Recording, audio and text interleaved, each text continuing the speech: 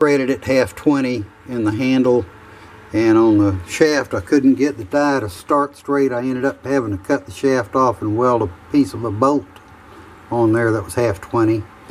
If I were starting over, I would just take the shaft that came screwed into the handle and cut that off and weld it on.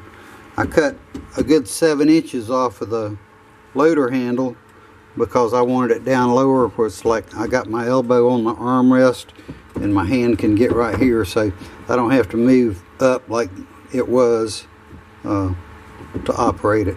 It's very ergonomically friendly in my opinion. I think it came out pretty nice. So I got my valve ready to go on the tractor. I picked up this wiring off of Amazon. It's got 5 10 copper conductors inside a sheath that's about 1/4 inch, a little over. The 1/4 inch, you only use 2 wires on each one of these, and you'll use 4 at the loader handle. But the sheath on there fits perfectly in the seals on the DIN connectors, so that'll make a nice seal. I'll probably wipe a little silicone in there after it's all said and done, just for added security to keep the dirt out.